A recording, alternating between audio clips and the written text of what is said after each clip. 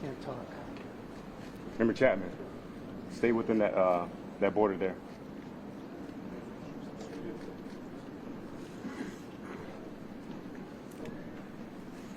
Thank you for joining us. My name is Jennifer Homendy, and I'm the chairwoman of the National Transportation Safety Board.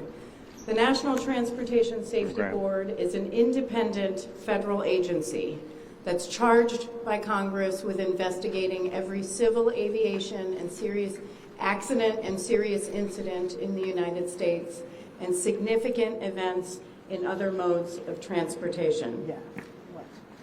I want to start by expressing our deepest condolences, our sympathies on behalf of the entire board for those who lost loved ones in this terrible tragedy. Our thoughts, our prayers are with you. Entire communities were affected, and we are thinking of you. With me today is Bryce Banning. Bryce is a senior aircraft accident investigator with the National Transportation Safety Board. He's also going to serve as our investigator in charge of this investigation. Also with me today is the entire board. We have Todd Inman, member Todd Inman. Todd is going to serve as the board member on scene, the spokesperson for this investigation. All of the board members will be here. We have Vice Chairman Alvin Brown, member Mike Graham, who lived in Wichita for 20 years, and we also have member Tom Chapman. The NTSB's headquarters is just a mile from here. And so we are all here because this is an all-hands on-deck event. And we're here to assure the American people that we are going to leave no stone unturned in this investigation. We are going to conduct a thorough investigation of this entire tragedy, looking at the facts. Now, with that, I want to level set. When we go to the scene, and we were here last night, we allow the responders to do their important safety mission, which in this case was search and rescue and recovery. We stand back to allow them to do their important safety mission. And so this, for us, is our first full day on scene with our entire crew coming together. We have about nearly 50 people on scene, and in addition to our resources back at headquarters in our labs and throughout the agency. So with that said, we are not going to get into specific facts in this press conference. I want to level set here. We're going to get into our investigative process. As we are able to confirm factual information, we will provide that. I do want to say this is a whole of government effort. I was able to brief, along with others, the President of the United States and the Vice President this afternoon. I want to thank them for their leadership, for their tremendous support of the NTSB, for our investigators, and for the responders that are on scene doing an important mission. I also want to thank Secretary Sean Duffy, who I was communicating with early on after we first got word of this tragedy. We've been working together throughout the day, along with his team at the DOT and within FAA. I also want to thank Secretary Pete Hegseth, who was also integral in working with us today. Chris Rocheleau, the acting administrator of the Federal Aviation Administration. We've heard from many members of Congress on both sides of the aisle, and so I will say this is a tremendous, one more time, whole of government effort. I also want to take a moment and thank the many, many responders that have been on scene. It has been an incredible effort. And I will have a full list that I will provide, that we will provide tomorrow, but I do want to thank them for all their work. With that, I'm going to turn it over to Member Inman for additional remarks.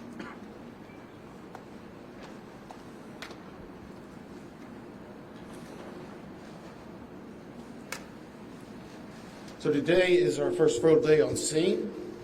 Our investigative team will be on scene as long as it takes in order to obtain all of the perishable evidence and all the fact-finding that is needed to bring us to a conclusion of probable cause.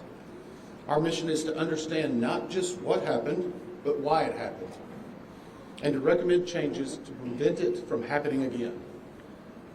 Since we're just beginning our investigation, we don't have a great deal of information to share right now. We will keep you informed by giving regular updates as we learn more.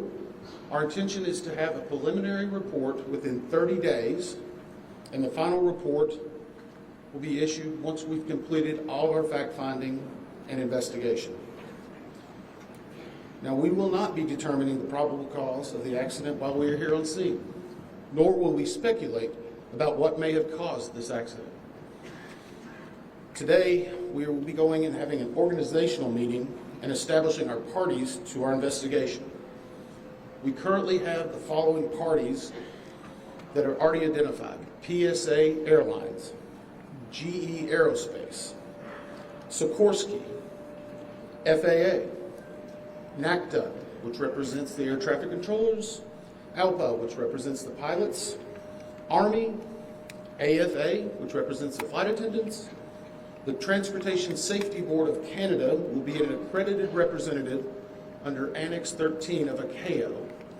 They will be supplemented by MHIRG as a technical advisor. They were previously known as Bombardier. The NTSB offers this party status to those companies, government agencies, and associations that have employees, activities, or equipment involved in the accident. We offer that because they will provide technical expertise and relevant information supporting the development of the best possible factual record. Once they join this investigation, they are not permitted to release documents or talk publicly about the investigation without the consent of the NTSB. So I want to stress this: it is only the NTSB that will provide information related to this investigation, with one exception. Regarding the fatalities that occurred, that notification will be handled by the DC medical examiner. We will not be discussing fatalities or names. That will be handled by them as the proper authority. So we want to talk a little bit about our process. We will analyze the facts and determine the probable cause of the accident, and then issue a report of those determinations. I also want to talk a little bit about some additional people that are here with us, and they're very important to us, and that is our family assistance group. Later today, we will be briefing the families. We normally try to do this before a media event, but in this case, they're still arriving. Our family assistance specialists are already working closely with local officials and others to help assist them in their efforts to support everyone that's affected by this accident. And let me just reiterate what the chair said. A loss of life in an aviation accident is very unusual in the United States, and our heartfelt sorrow goes out to everyone that's affected. It affects us, it affects everyone around us. There are a lot of people hurting today. We will help find out what happened. We will do it factually, and we will do it accurately. As part of this, we're going to be standing up some specific working groups. Those working groups will be operations. They will be looking at the history of the accident flight and crew members' duties for as many days before the crash as appears relevant. We'll be forming a structures group, which will be the documentation of the airframe wreckage and the accident scene, including calculation of impact angles to help determine the plane's pre-impact course and altitude. We'll have a power plants group. They will do the examination of the engines and the engine accessories. We'll have a systems group. They will study the components of the plane's hydraulic, electrical, pneumatic, and associated systems, together with the instruments and elements of the flight control system. We'll have an air traffic control group. They will do reconstruction and review of air traffic control systems provided to and including acquisition of pertinent flight track surveillance information, what you might typically think of as radar or ADS-B. along with controller pilot communications. We will also have a survival factors group. They will be doing the documentation of impact, forces and injuries, community emergency planning, and all crash and fire rescue efforts. Also, due to the unique nature of this crash, we will be having a helicopter group as well. Lastly, we will have a human performance group, and this will not be its own group. It will actually be a part of the operations, air traffic control, and helicopter groups. They will study the crew performance and all before the accident factors that might be involved in human error, including fatigue, medication, medical histories, training, workload, equipment design, and work environment. Now we're going to take a few questions, but I will again stress, we don't have a lot of information now. We will continue to gather that. We will try to release it as we can, but we will only talk about the facts of the case that we know right now. I'm going to ask, we're calling a few people. I'm going to ask that you state your name and affiliation. James Matthews from Sky News. So we've heard from President Trump today talking about DEI hiring policies within the FAA and associating that with the cause of this accident. What do you say to that? Well, unfortunately, I didn't hear the remarks. I was briefing House and Senate members, but I believe Chair would you like to take that? As part of any investigation, we look at the human, the machine, and the environment. So we will look at all the humans that were involved in this accident. Again, we will look at the aircraft, we will look at the helicopter, we will look at the environment in which they were operating in. That is standard in any part of our investigation. I'll turn it back. Chair, can I ask you, has the flight data recorder been recovered yet? And what is the difficulty in a water disaster like this, which presents a very difficult environment for your investigators and the people out on the water? Well, the question was on the flight data recorders. And we have not recovered the flight data recorders yet. We know they're there. They are underwater. This is not unusual for the NTSB. We have many times recovered flight data recorders in water. We have our lab right here that is about a mile from the NTSB, so it's not unusual. And once we get those, we'll be able to get those read and information from them to be able to provide further information to you. I'm going to turn it back over to Member Inman. Heather Henry with CBS News. Earlier today, Defense Secretary Pete Hegseth said a mistake was made last night. Based off of you all's initial investigations and preliminary findings, have you all been able to tell whether this was human error or mechanical failure? The question was, has there been human error or mechanical failure? We don't know what we know just yet. We do not know enough facts to be able to rule in or out human factor, mechanical factors. That is part of the NTSB investigative process, and where all of these groups will come together.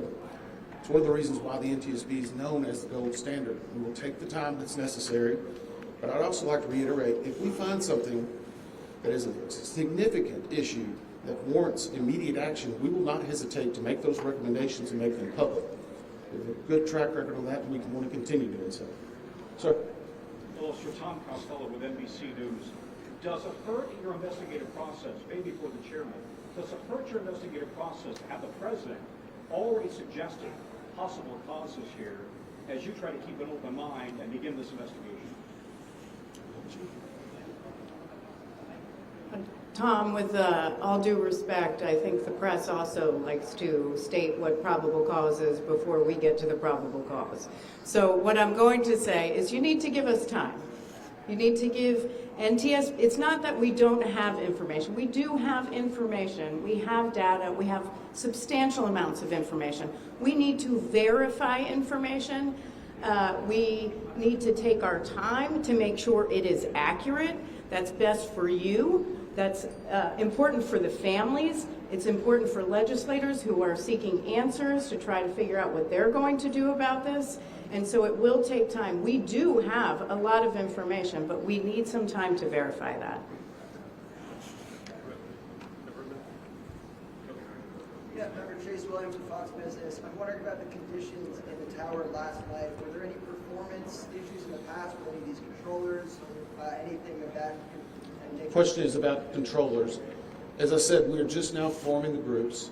The controllers do have union representation, which they're entitled to. They'll be working with our party system and our party groups. They'll be conducting interviews. Those interviews will need to be analyzed, transcribed, and other team members will need to look over it. It'll be a long process, but we will go through the entire history. My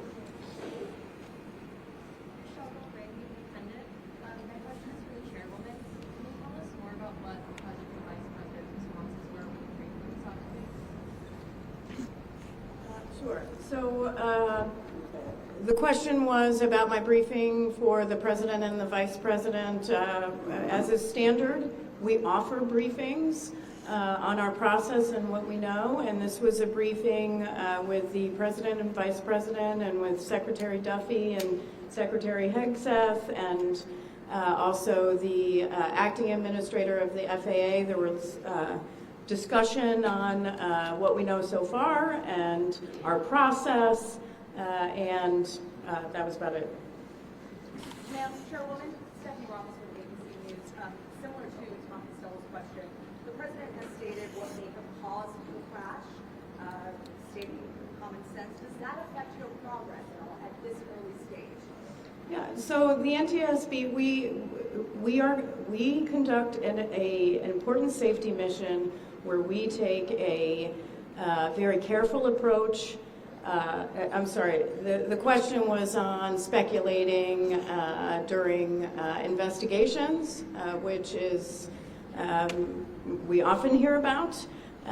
What I will say is we look at facts on our investigation, and that will take some time. And at some point, we'll be able to provide that factual information, as Member Inman said, and provide that hopefully tomorrow. Member Inman? Hang on a second. Dave Shepardson from Reuters. Have you been able to retrieve the black boxes from the helicopter? Has the military decided whether they're going to read those to the NTSB? And what about the ATC tapes? Have you guys been to? So the question was about black boxes, which are referred to as black boxes, which are typically orange. We have not recovered any of the boxes involved yet. We feel comfortable and confident that we will be able to. Right now, recovery of life is probably most important in those that were involved. I mean, there are still ongoing recovery efforts involving the fatalities involved, along with some debris is coming out as well. We will make sure that that perishable evidence is maintained. We have a great process for that. We will probably have more than one black box, so to speak. It's our understanding that the Sikorsky helicopter is equipped with some form of recording devices, and those will be read either by the DoD or by us. We have a good starting relationship with them, and we've already made agreements in order to be able to do that. So I feel comfortable in what we're going to be doing. The other question was about air traffic control. We received a very large package of information from the FAA at about 3 a.m., I believe, this morning. That is still being reviewed and analyzed. I would say there's a lot more information that usually comes in that than what you may find online and people might speculate about. And that is part of that overall process where we take the time to get the information correct and to make sure all the parties are engaged and involved and can fact check that information. One. Keith Cohen from CNN. Can you tell me if the NTSB has reviewed this FAA internal report that has been cited by the New York Times indicating that the controller that was on duty at the time of the crash was doing a job that's usually done by two people? We have not reviewed any specific reports about the controllers at this time, at least from the leadership team. Our investigators are continuing to pull all that information. Their personnel records, their files, where they were at, whether they were fatigued, all that information will be part of that investigative process. But right now, we can't speculate on anything that may have been reported in the media until we get the opportunity to validate and understand how it impacts the investigation. We're going to take just a few more questions. Sir? Yes, Oren Khan, Beaver Magazine. What's the process and the logistics like of bringing the families in? Are they coming into the airport? And how are you going to sort of do the sensitivity of bringing them to the place where this tragedy happened? So the question is about the families. And many of those families are still en route. Some are still being notified from both the military and from the commercial crash. There is a family assistance facility that's being stood up by American and PSA Airlines in Bethesda, Maryland. They've already been working on that, standing it up. Our team from our disaster assistance team has also been coordinating with them. We plan on briefing them. It is customary that at some point, if the families wish to go to part of the accident site, that we would arrange such a thing, but it will only be when we know that it's safe, we have the correct perishable evidence, and we can do it in the proper modesty that should be for those family members. It will be a little bit of a process, but it will take some time. Sir, to follow up on the air traffic control system. Now, sir, are you? I know that Marielle Carver with these news now. We heard from some witnesses that they saw people were able to come down the slides of the plane. Has there been any indication that people made it off the plane? Well, again, we will not speak to the fatalities. The D.C. medical examiner will, but I think the D.C. fire chief this morning very succinctly said correctly that we believe there are no survivors. Were they off the plane? Like, did they even get out of the plane? Last question. Sir, Victoria Sanchez with So, hang on one second. Right now, we're going through the debris fields. Nothing we've seen would indicate that maybe slides or chutes were deployed. It was a very quick, rapid impact, but we've seen nothing in that regard so far from the evidence we had, but we still need to verify all of that information. One more question? Victoria Sanchez, ABC7. Sure. Are you going to be looking at the family member's cell phone? Go ahead. Jeff Cook, ABC News. What do you know about the altitude of the helicopter at the moment of impact? And can you talk about the procedure for such helicopters in that area? The question was about the helicopter procedures. And in D.C., it's kind of a unique environment. We've been getting briefed more and more by the FAA. I'm not an air traffic control specialist, but they're actually helicopter zones, if you will, or tracks. And this one was transiting, I believe, from track 1 to 4 as part of their normal procedure. If you live in D.C., you see a lot of helicopters going down into this area. So there's a very well-defined system in that regard. As far as altitude, until we get the additional information, we can't validate or basically corroborate any of that until we get more of the electronic data and the data that's on the plane. I do want to clarify one question that also came about cell phones. You know, in today's age and time, a lot of electronics and other devices do contain a lot of different information. We've found on a number of our accidents that we actually are notified through a smartphone that may sense that. As part of our process, we will obviously treat all of the effects of the deceased with dignity. We are already starting to pull that information together. If we feel that it's necessary to find or pull some of that information, we will work with the families and make sure we do it in a manner that's respectful for them and their privacy. But right now, we don't have any plans specifically on that amount, on that area until we need to. Thank you very much. Thank you very much.